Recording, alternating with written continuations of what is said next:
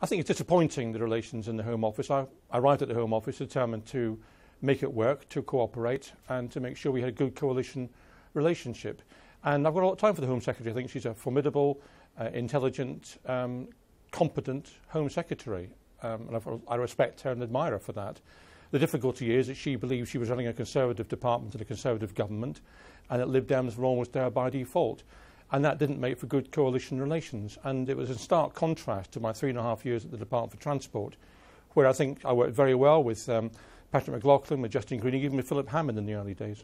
But why quit when other Home Office ministers, your predecessor Jeremy Browne, they managed to work perfectly well with Mrs May? Well, you have to speak to Jeremy about how his view on that matter is, but it's become difficult. It's become difficult because clearly I want to achieve what I can in the Home Office for the Lib Dems. I have been able to achieve quite a lot, both in terms of, for example, the drugs policy last week, which is the first time in 43 years we've had an evidence-based drugs report, work on FGM, on animal experiments, on antisocial behaviour and so on.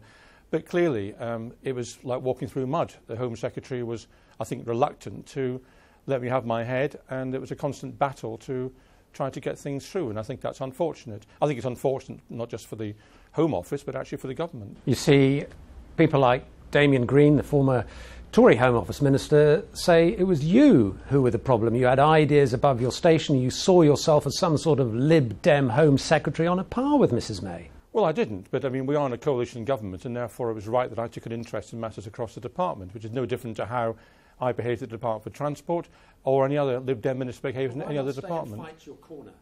Well, I've done it for a year. It's very hard work. The Home Office is probably the cutting edge of the coalition. It's where most policy issues are difficult, whether it's Europe or immigration. It's not been helped by the lurch to the right from the Conservative Party as they chase UKIP off to the fringes. But I give it a year, and it's quite a challenging task, and it's something I want to break. I think if you want to break as a minister after 4.5 years, that should be accepted for that reason. What does this say, though, about relations within the coalition now?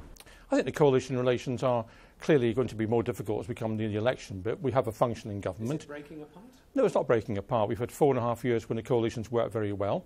If we hadn't had a coalition, the economy would be in a far worse state than it is now. We've achieved a huge amount together in a whole range of departments, including, I might say, transport, where we had the biggest rail investment programme since the 19th century going on, and investment in cycling and so on. So there's a great deal to celebrate in that. I think the coalition works very well. Unfortunately, there are one or two ministers, and I'm afraid I include the Home Secretary, who take the view that this is not particularly a coalition government, but a Conservative government with Lib Dems in it.